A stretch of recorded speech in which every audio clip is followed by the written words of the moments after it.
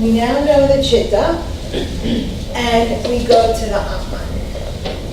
So the Atman is self-knowledge. Have you ever heard surrender? Surrender, just surrender. What you're surrendering to is to this Atman, to this Purusha, to this God. Okay? Getting past all of that stuff that gets in the way. Okay? In the 5th chakra, we have what's called divine will and free will. That's why yesterday we were talking about when you're going to say something, you clear your throat. In the throat chakra. In your throat chakra. And we're constantly fighting between free will and divine will. We're the only creatures that have the free will. So animals, plants, they follow divine will. In the Bible it talks about how like the tulips of the field, like they don't worry about surviving. They don't worry about food or rain. They know. You know, I always say that trees, and we don't have seasons here, but if you've ever been up, you know, in a place where there are seasons and you see the seasons, the tree at winter doesn't go, I'm losing all my leaves. It knows, it has a natural intelligence, as we all do, that the spring is coming and it's going to get it back. What does it mean when it's blocked? Okay, that you're oftentimes honoring more your free will than your divine will.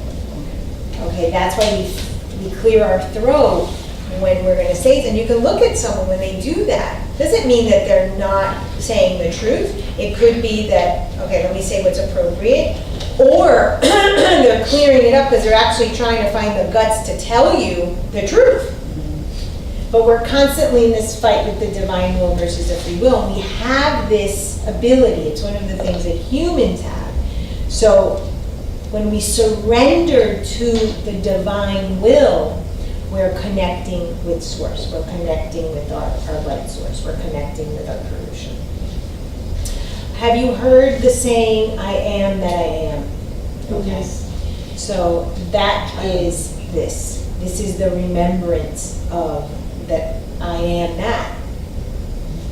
There's nothing to seek. I am already that. Mm-hmm. So just to go with Erica and myself as the multitasking queens, what we're doing in that capacity is very far removed from remembering that we're this. And one of the things that we find in humanity is I have to do something. We don't have to do, we have to be. And we're being in the silence. And we can see this, is one of the reasons why I love astrology, is you can see how the planets take you. Now you're older. You're 36, right? 33. 33, okay. So you're going towards this stage of change. At 36, 36 and a half, we all have kind of like a big growth. Is that what you're at now? No, we were like, I was saying that we are human beings, not human doings. Like Right. the way Gaia said that Yeah. I thought that was so nice. And we're actually on our way to be. We're not fully there, but right. And that's what we'll see when we see the chakras between the lower nature and the higher nature. We are animals, and we're all succumbing to our animal instinct. But when we're do, and multitasking, and I have to do this, and I have this project, and I have to do that, we're totally disconnected. Because that's where we can't hear or can't connect or not have a quiet enough mind to just be. But since we've been given the values, and unless I'm doing or producing, like I said, when you're young or old, you're not of value, we put so much emphasis on that. But the true self, the true Atman, is just being. It's really surrendering to the divine will.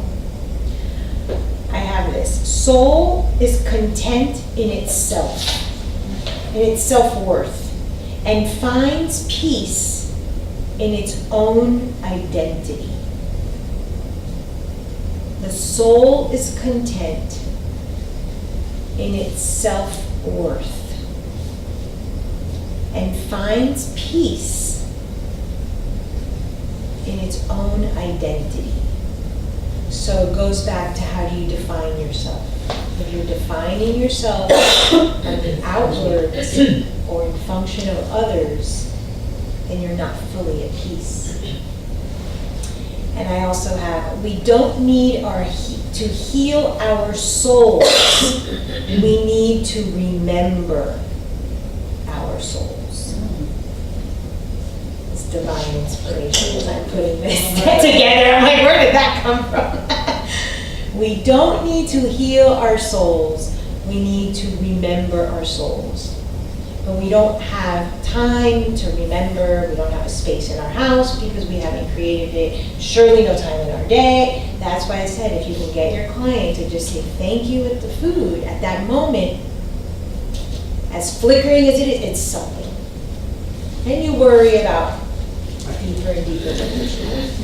Okay. Any questions about this?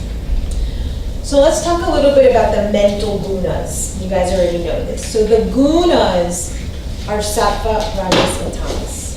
Okay? The sattvic mind, remember, gunas are that which bind. That's why they're called gunas. They have qualities that bind. Sattva cannot bind us. It's only the one that can help transcend us. So the dosha of sattva cannot be vitiated. Therefore, it's only rajas and tamas that can get us sick. And this is important. I'm going to give you the questionnaire that you have. And just like we do the constitutional, and there are some physical things on here, sleep and stuff like that, then we do it the same thing from like teenager, and then we tend to do it again when we're older. So just take a moment and look and see. And you probably already have an idea of your mind and how it is, but answer it and then we'll kind of review what everybody is. Let's see if I have an extra.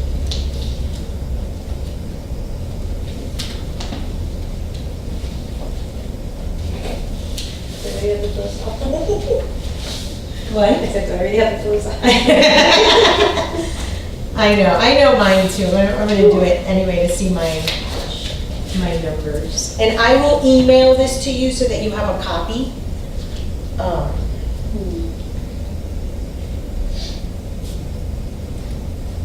And then you'll hear all the judgment as you're answering the question. You'll hear your ego in full force.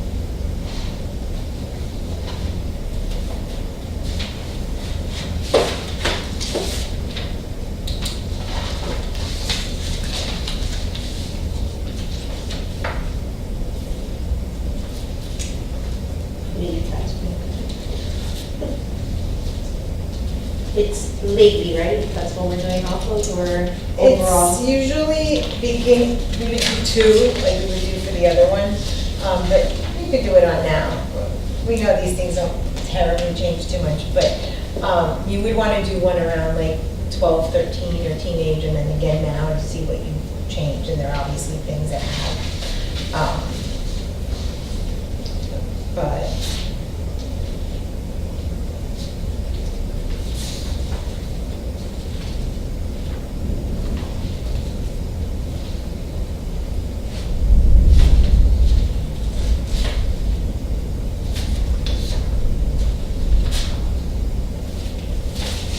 While you do that, I will put the common disturbances on the board that you get from most of the doshas mentally.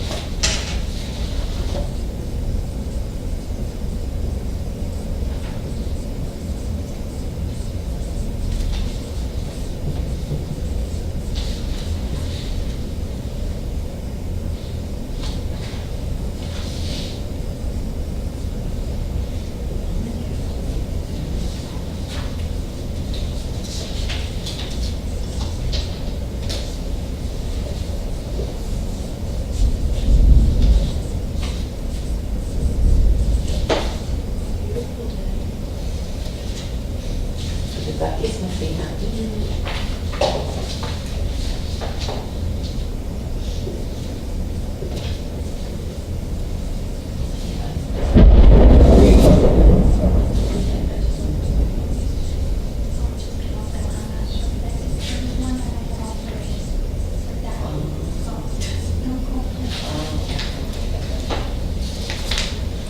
So who has, or who wants to share their shocking news about their mind? I'm pleasantly surprised, actually. Like, I was honest with myself, and I see how much I've changed. Nice. It's really That's nice. very good. That's exactly a good use of it. Is there something that stood out that you need to work on? Well, There's a lot of things. Okay, but we can also use the tool so that we can pick one thing. If you have a lot of attachment, if you have a lot of fear, if you have a lot of greed, you know, you can say, okay, this is going to be the one thing that I'm going to work on. Remember, we change one thing, we change everything. We're going to see a pattern in how we behave, but these small steps towards what is, when we saw in that duality exercise yesterday, then we're going to move once from what's is to the positive. And these little steps make a big thing. So it's like you can start saying, wow, I'm doing something. If you give this to clients, and probably later on, and also it's very much for your own sort of way to look at a client when you're talking to them and kind of hear key words, and that's one of the reasons why I have the disturbances. Like if you hear attachment or you hear a lot of blame, my husband is the reason that I can't lose weight. Oh, I could never cook this way because I have a kid. You're seeing a lot of blame to other people. Then you can start seeing what that Rajasic kind of mind is like. And then where else are they placing blame? Where are they not taking responsibility? Or someone is, oh my God, they're talking about something from the past. Bless you, they're continuously living in the past, or talking about their childhood. You're going to see more of that tamasic nature. They're going to have a tendency to brushing. They're going to have a tendency to fatty foods. They're going to have a tendency to putting on weight. You're going to start seeing that mind-body-spirit connection, because these things are going to reflect in the dosha, in the physical doshas.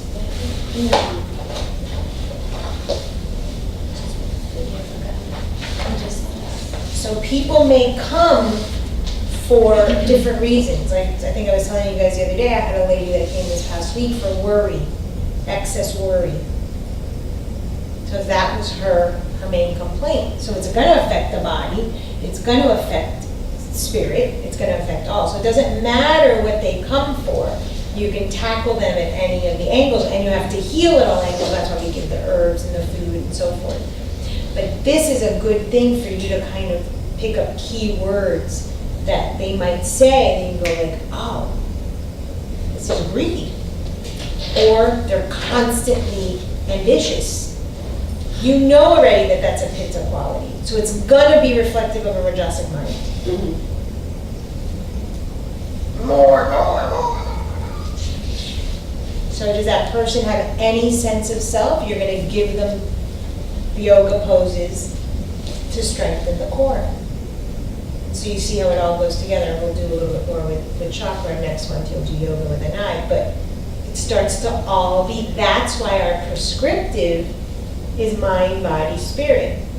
You do this asana, you take this herb, you do this spiritual practice, you analyze your thoughts, you're tackling all three. That is the difference why we're holistic practitioners versus the doctor down the street who's just, here's your prescription. We're constantly tackling. You have to keep that triad in your mind, always. And if you're not healing or giving things at all levels, the herbs work on the subtle body. So you're gonna be anything that you give Ayurvedically, yoga too. But ideally, if you give only three, try to tackle one from each. But this questionnaire gives you an idea of things to look at, things to listen for. So the question in there about, do you drink? Okay, I use this example because I have quite a bit of this in my practice. Never. If somebody never drinks, that's a red flag. You need to ask. Why? They might be a recovering alcoholic. That tells you right there. Oh, I just have never been attracted to it. Or I was married to an alcoholic. Or my father was an alcoholic. Right there, you just pulled the string. There are very, very, very few absolutes. So if you I used to write test questions for college examinations.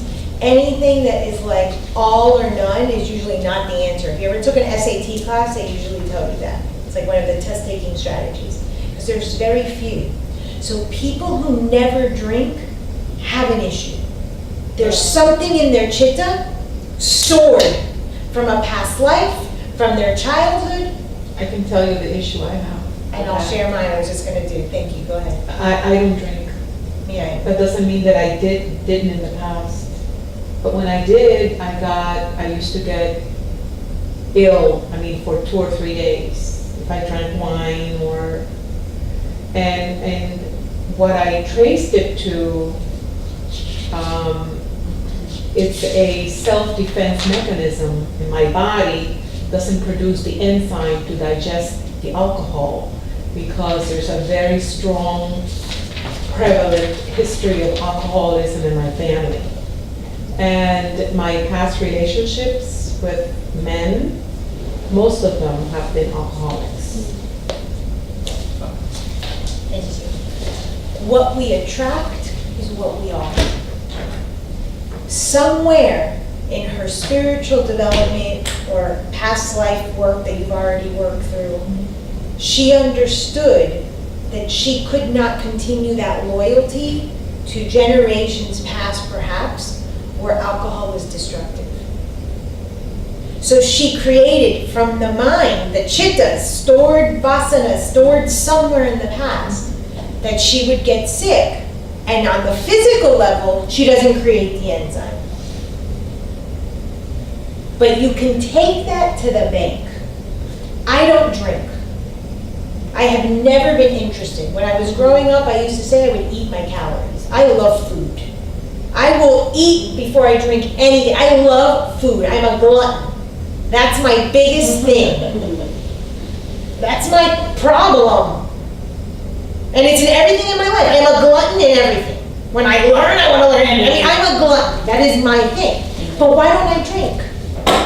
I don't drink, as I understand it from my own spiritual and mental health, that I don't drink, of course, on the body, it's good. That's why we cannot stay at the surface. I don't drink because somewhere in my childhood, something that I understood that I was a good girl if I didn't drink. I have an issue with purity. I have an issue that I want to stay good, that I want to be clean, that I want to be liked. I have been working that my whole life. That fact that I don't drink tells you something about the client. So when you get an all or none, investigate. There's deeper. Here we're looking at a perfect mind, body, spirit example. I married a man that's a drinker. My first husband. And I'm sure if I do past life regressions, that there was something there. Not caring really I've much had to interesting. many close, it's mostly on my mother's side, although my mother is not, but her father, my grandfather,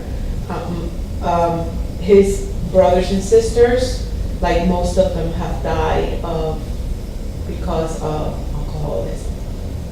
So her body created this inability to save her life. Because somewhere she understood in her samskara, I don't need to be loyal to that anymore. Now I'm a Pisces. Pisces is the sign of addictions. I don't have any addictions. But I attract people with addictions because what I'm not, I am. The duality.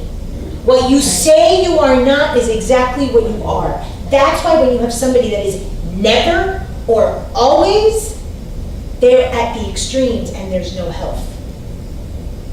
That is my number one demon. I will talk to you in extremes. After so many years of analysis, I'm working on it. But it was like Chicken Little, the sky is falling. Or, okay, no pasa nada, there's nothing wrong here. And it could be the fire, the building on fire, but there's nothing wrong. Delusion, totally. Pisces 101, delusion. Right. So you can trace these things. Anytime you have these extremes, or you're so against that person, it's because you are exactly like that person.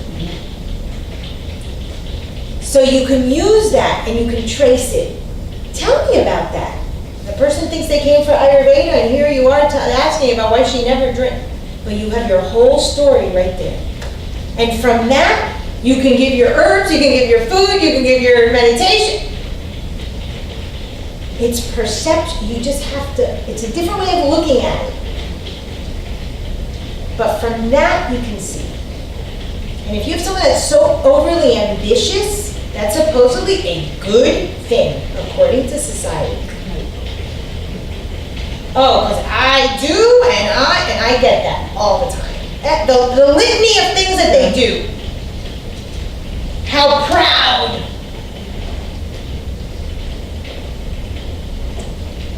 So if you just listen, and with astrology makes it very easy because every single sign has a myth. And we must live out our myth. So if you know the myth of the 12 signs, you peg the person in 5 seconds. Just by knowing their birthday. My husband's hiring people now, and I'm like, send me the birthday. I don't even need the time, send me the birthday. Of course, I have his chart and I can see what that person brings to him. But just by the birthday, I'm a Pisces. Pisces is the sign of delusion, is a sign of addiction. You see me here, it's because I am working my ass off to figure out not to be delusional. Right. People. So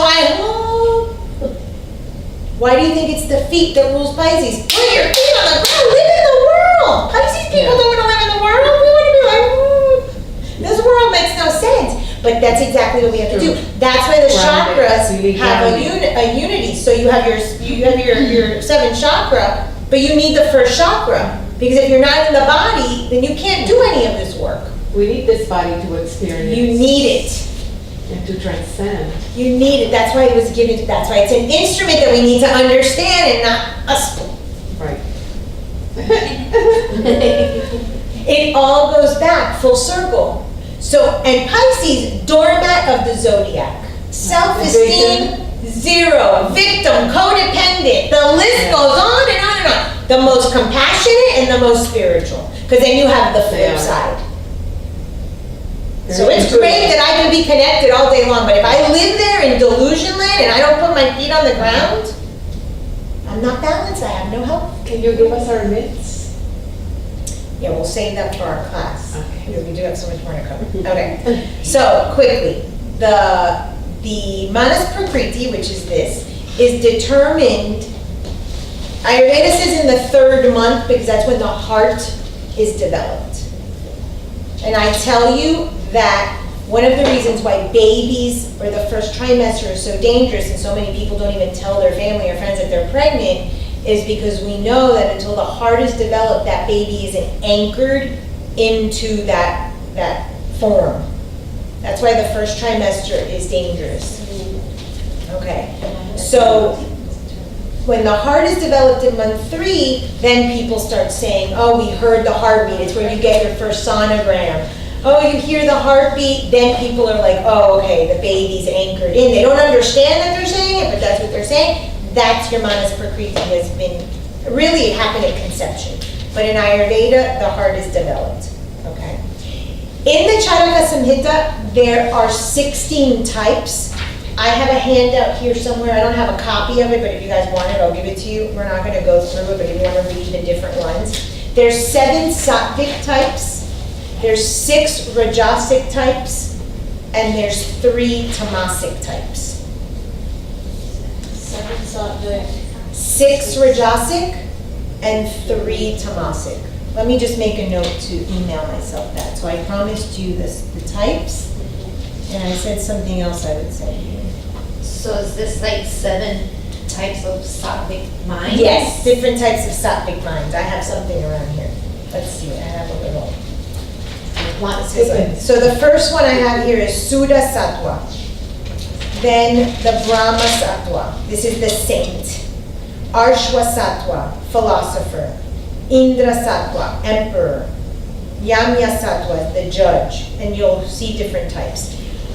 What we developed, the one that I'll send you is a little bit more detailed. This was just like a little notation for myself. Are you guys familiar with archetypes? Archetypes? Okay. Archetypes are amazing, okay? So Carl Jung wrote a lot about these. Back in the 80s, there was a big group of people that were channeling an entity called Michael, and the Michael teachings, you can read about them online, also had archetypes, and this is similar to this. And this is going back to the astrology. That sign that you embodied gave you an archetype. That's the myth. And we are all in that archetype. That archetype is like a physical manifestation, let's say, of an idea. So what happens if you think of a librarian? Quiet, espejuelito, the bond, right? You have an archetype of the librarian. You think of the computer geek, the tape and the thing, the pocket protect. We have these images. Same thing with these archetypes. They actually become energy. It's manifested energy, and we each are living out these archetypes. Same thing. So whether you look at it from Jung, whether you look at it through astrology or you look at it with Ayurveda, we're all kind of in an archetype of who we are. That's why changing the Manas Prakriti is extremely, extremely difficult.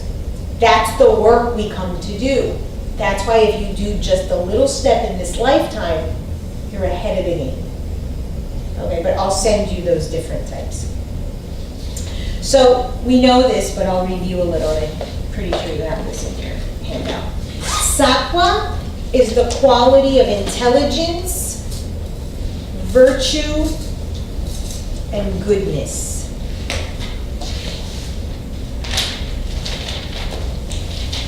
It's harmony and light.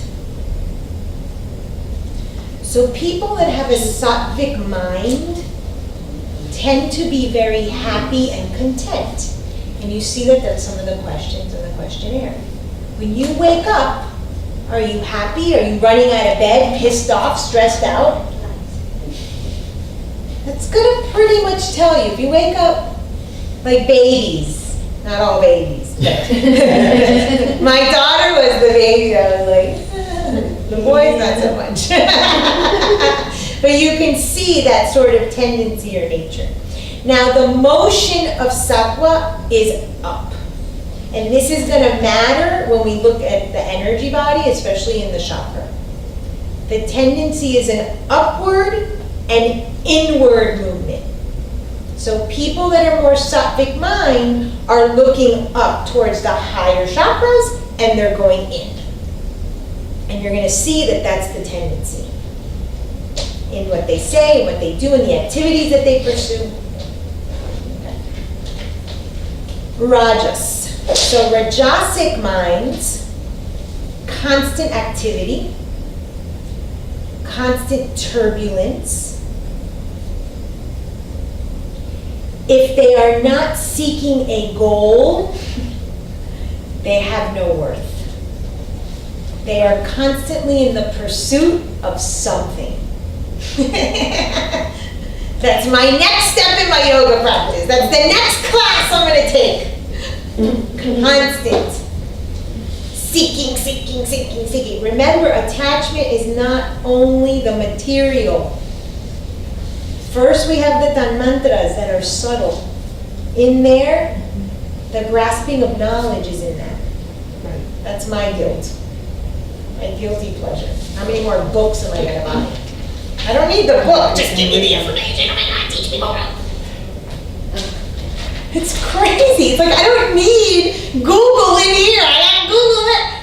But last night we were at dinner with my in-laws and something came up. We're at the CPK and the Sawgrass and there's no parking because there's a concert at the BB&T. So who's in concert? Then at the dinner table, my father-in-law, what songs do these people play? Then everybody on their phone, gathering more information. And we're obsessed with the intelligence, with the information, with the overload, the senses. Oh, God. That's why we want to go 3 weeks to an hospital. Yeah. Shut up, people. Leave me alone. Oh my God, I hope I get the room with only one bunk mate. And I hope she's a moon, so she doesn't talk to me. I mean, we are desperate. Look at me, let's see if I can. We are desperate for it. It's crazy. I mean, this is like totally, The Rajasic mind is always seeking pleasure and quick results.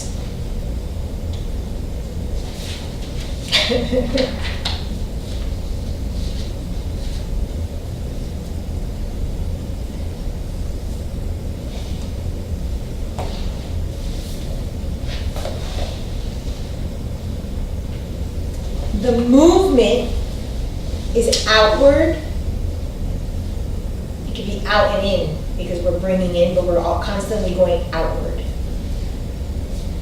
And this is very much an astrological point. When Jesus died, there were 3 crosses. Okay, a little mythology. Jesus died on the fixed cross. Is what it's called in astrology. There's 4 signs on the fixed cross: Taurus, Scorpio, Leo, and Aquarius. Those signs tend to be more about bringing in. To the left of him is called the cardinal cross. This is Aries, Libra, Cancer, and Capricorn. This is more of the recycle. And then on the right was the thief on what's called the mutable cross. That's where you have Virgo, Gemini, Pisces, and Sagittarius. And that's giving. It's not that the signs are more, better, less evolved, but it has to do with this sort of information that we gather from the outside and we bring inward. Okay? So each sign in part of their myth is dealing with some of this at this level. Everything's all connected. And then you have tamasic, which is just dull energy. It's lethargic. It doesn't move. It's stagnant.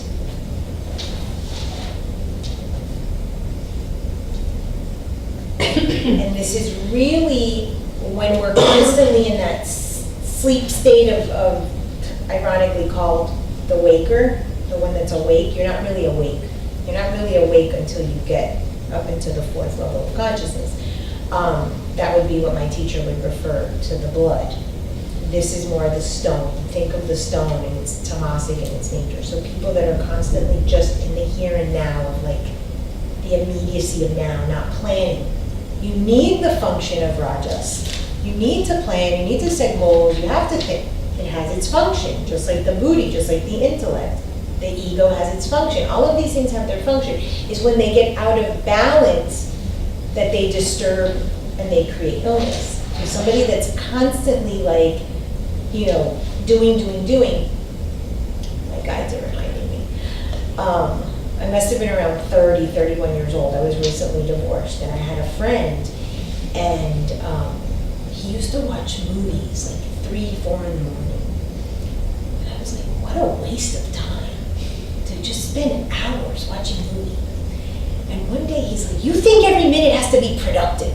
Like, absolutely. I mean, of course. If you're gonna be up watching, like, but he was, whatever, maybe that was a little tamasic, maybe it was a little sapphic, who knows, that's it. But it's the truth. Like, every moment had to be productive. Now it's different. It's productive in a different way. We understand that being in silence is productive, more so. But we have to, like, pay attention to that. I have a note. If our well-being is primarily linked to the physical body, then we are in tamas. So people extremely preoccupied. If our well-being is linked more to primarily to the physical body, then we're in a tamasic state.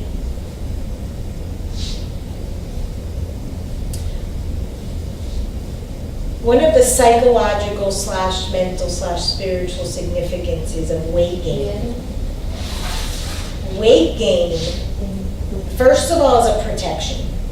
When we have to protect and we have to add layers, we don't feel safe. We weren't nurtured, hence the food, correctly. So people that struggle with weight issues tend to have issues from childhood of protection or not being nurtured correctly. But it's also a way of asking the universe to ground them. When people need extra weight, they have difficulty grounding themselves.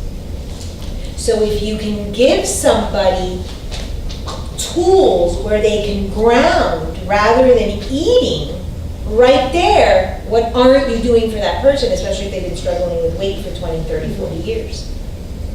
So you see that the elements that they're introducing into their body will also tell you their state of mind of what they're asking for.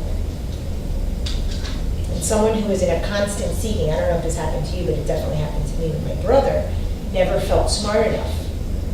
Never felt that they were enough intellectually. In my family, I could never hold a conversation in politics because I really didn't care. I still could care less. But now I understand that when my in-laws and my husband start to talk about politics, I just go off into my dream world because I could care less. But when I was younger, my brother would be like, I felt idiot. So I processed that as a little girl, learn. The thing is, I only learned about this kind of stuff. I never learned about his, because I didn't care.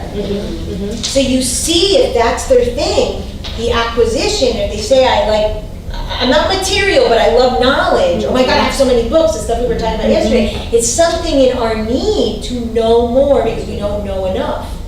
But ultimately, we all know the truth. But here we are wanting more and more. So you already can see that there's a childhood issue or a childhood story that you can pull the string and unravel with them.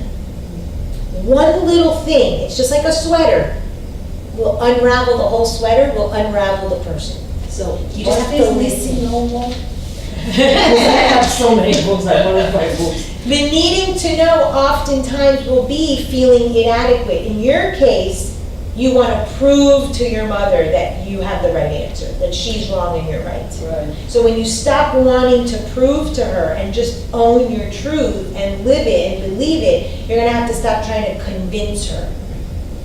Well, I left, so, Leaving doesn't matter. Leaving doesn't matter. Everybody needs to, and this is quick because I can get into mythology, but we don't want to finish everything.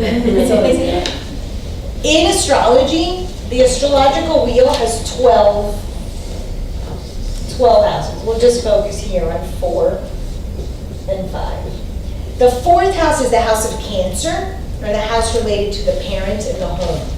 The 5th house is the house related to the individual. That's a really neat myth, so you can really understand the Leo myth. You're? Aries. Oh, okay. Cool myth too. The 5th house is the house of the individual. So we cannot become an individual until we leave home. Everybody has left home? Anyone live with their parents? Lie! They live in Ecuador, but they're living with me now.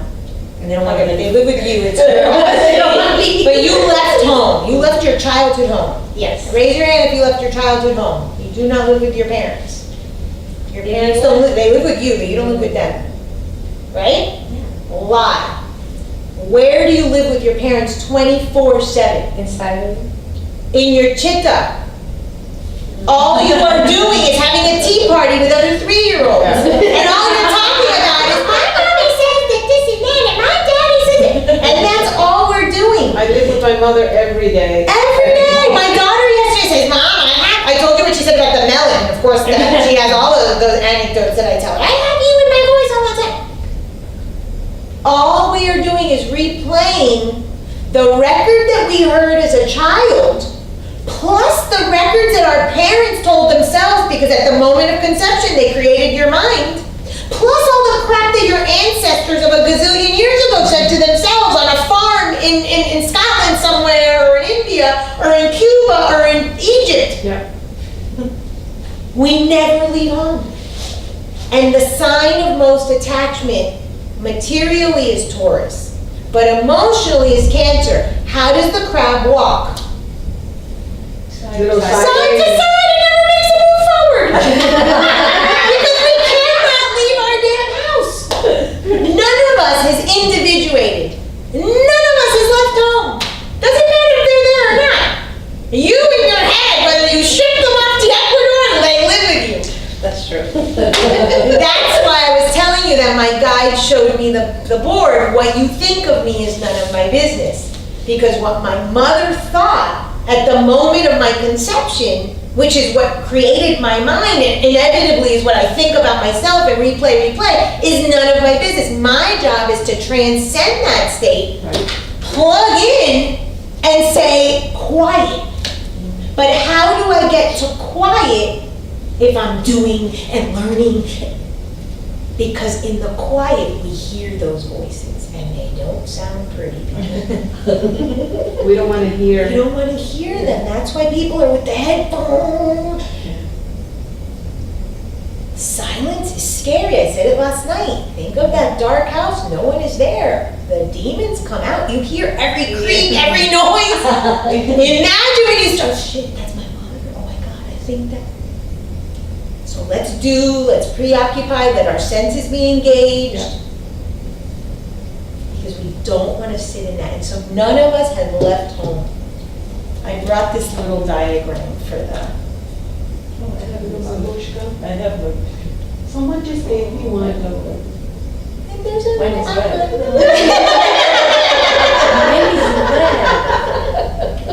They're so cute. I bought like when I went to Russia, I bought a ton of these. Someone brought me. But this is the layers and the layers and the layers and the layers.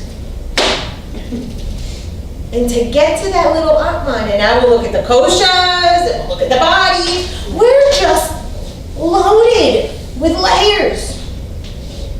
I mean, it's like wintertime all the time. Parkas, and we've got to. That's our function. So tamas, when we're primarily associating with the physical, we're in the tamas. And the movement for tamas? Stagnant. Stagnant? Stagnation, it just sits still. Think of it like a water, like a muddy, smelly lake. You read about that in the Upanishads, Vedanta talks a lot about that. But when the lake is clear, then you can see your reflection. Then you can really start to see your true self. But you can't clear that lake unless the senses are calm, unless you have a calm mind, the calming of the mind in whatever way. Okay. A note about the sattvic mind or the sattvic personality. And this is one of the questions. Do you suppress or do you understand it? Most of us suppress. When we are suppressing something, saying, I am not that, or nothing happened. Oh, my daughter's favorite. I don't really care. Oh my gosh. Okay. Oh, I don't really care. It doesn't bother me, Mom. The minute I call it, the fact that you're saying it is showing me your thought. Because we want to make our kids aware, we want to make ourselves aware. You care. But if you try to suppress something that happened to you, this is what happens with most of the psychological disorders. A coping mechanism is to suppress. Suppression is illness. We shove that down in the chitta, and we think we're not going to remember it. You know how many people have been raped or had abuse, and then they do like past life regressions, or they go to therapy, and it comes out, and they didn't remember? Our mind, that's purpose of the chitta, to remember, adapting, so we can adapt. And then the woman is like this, showing cleavage. So everybody is like, oh, you're a slut, or oh, you're codependent, or oh, you only get your value from your sexuality, an example. That's the mind getting out what's deep down in the chitta, which is, oh my God, I was abused, I'm not of any worth, no one protects me, I'm available to all men. So you see how it creates illness. When we pull it out, when we talk about it, when we bring light to it, then we can start to heal it. And that is what in astrology we call the Saturn cycles. That happens every 7 years. And you can mark that on your calendar from the day you're 7, you created your ego. There's a reason. 14, you're gonna have a crisis. At 21, at 28, mark it till the day you die. The purpose of that cycle is to pull out all the crap that's stored in the chitta so it can come to the light surface and heal. But what do we do in this country? Take a pill, take a pill, take a pill, take a pill, take a pill. We don't want to look at that. That's ugly. When the beasts and the monsters that live in your chitta come forth, you can heal them. Hercules, Joseph Campbell and Carl Jung, fathers of mythology, my absolute loves, talk about the hero's journey. Okay? That's the sun in the astrology chart. The hero is you, the hero is you, the hero is you. It's your journey. There comes a point, if anyone has ever seen the movie Hercules, if not, just look up the clip of the Hydra, Hyrda. The last guy who redid it, the hulky guy, the Rock. Yes. You see him going into the depths of the swamp. That's us going to meet our demons. That's what we have stored in the chitta. You want to see what the chitta looks like? Go Google that little clip at lunchtime. He's in the swamp and this monster comes out with 8 heads. If we only had 8 heads. And what is the thing with the story of Hercules or this hero's journey? You do not cut the head off of the beast or the Hydra. Because if not, 2 will grow back. Suppression is trying to cut it off. That doesn't exist. That never happened to me. My husband didn't leave me for another woman. Oh, I'm okay. Look at me. My parents didn't get divorced at a young age. My father didn't abuse me. Suppress, suppress, suppress. So only when you are willing, and that's what the class is about, life is about, to enter the depths of that chitta and see, come to face with your Hydra, with all its ugly, with all its smelly, stinky, muddy water, can you then plug in. But if you're in the game of nothing is here, delusion, you are not getting anywhere. So don't do yoga, don't pray. If you are not willing to look at that demon and see the ugly beast that lives, I say back here, talking about the brain. I mean, but people who are there that are in such denial, there's not even, you can't even, like, for example. And you know where they're full of them? The churches, the monasteries, the ashrams are full of those people. Yeah. Why do you think Pisces is the spiritual sign, the least grounded, and the one with most delusion? I have a beautiful space. Come to my space, it's amazing. When I don't want to see none, I go in there. When I want to see everything, I also go in there because it's 2 sides of the coin, it's the duality. Hide out. Those places are places to hide out. Because according to Gurdjieff, and I agree, the real meditation is out in the world. It's when I'm drinking this water that I'm opening this with mindfulness. Every moment. There isn't a place more spiritual than other. A war zone can be spiritual. There is no. Those places are needed, especially now in the world that we live in. We need to disconnect like we were talking about. Now there are like hotel places and places like in Iowa and stuff that are like no wireless allowed or something so that people can intentionally disconnect. Because we are begging for it. That's why. I have a question. Everything is the same thing.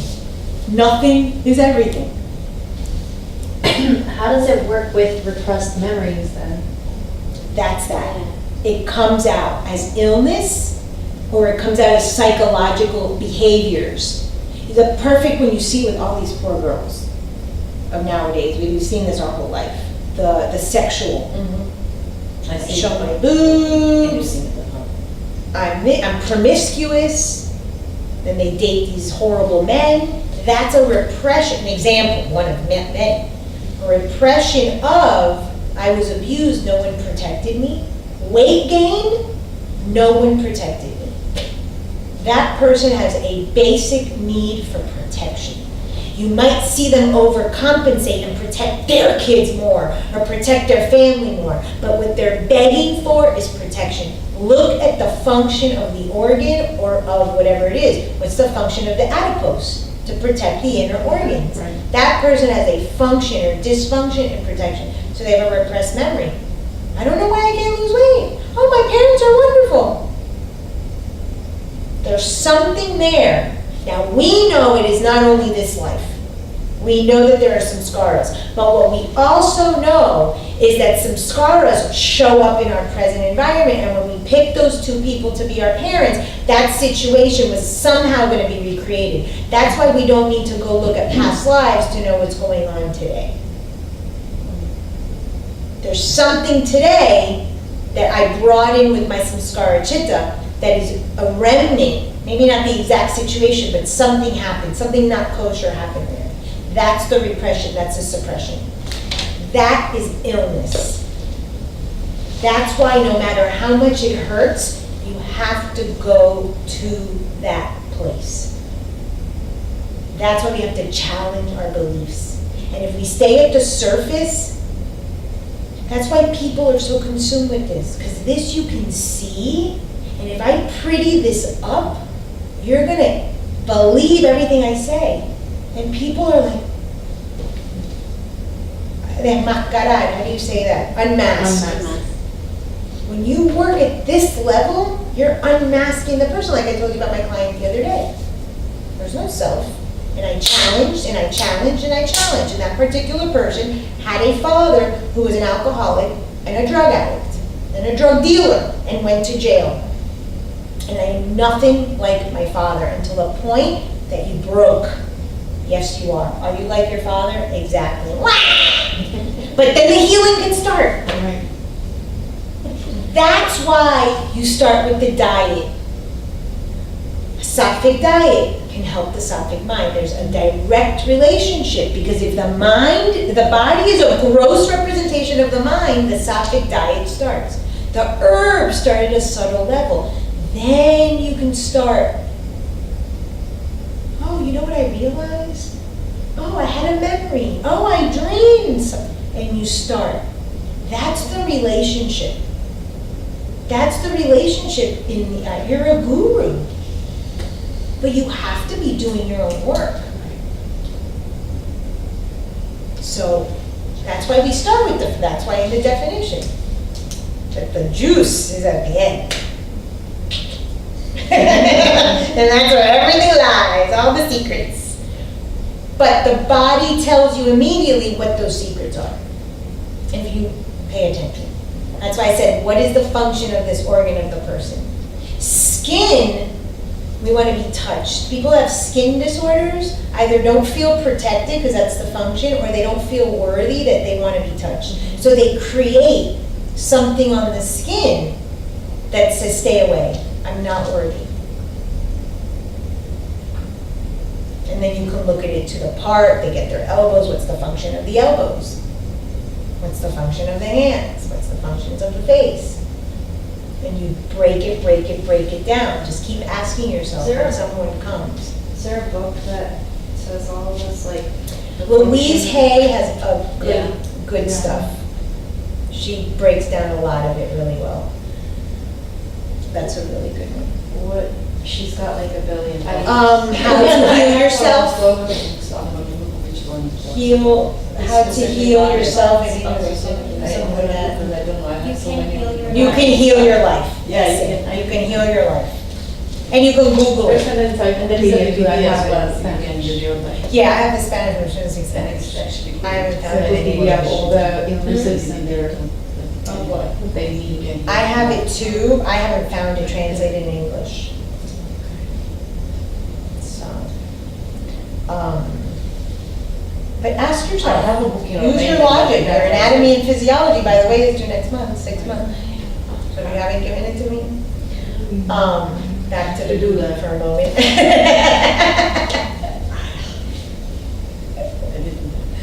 So, I just ask yourself, what's the function of this organ? Just think of your own intuition. Trust yourself. And you can even ask your client, what is the function of mine? I had a woman the other day whose hands, I think I told you, her golf club. And I said, Jaren, what's the focus of your hands? What's your hands for? Cooking and holding my grandchildren. So you see what's in the client's mind. You don't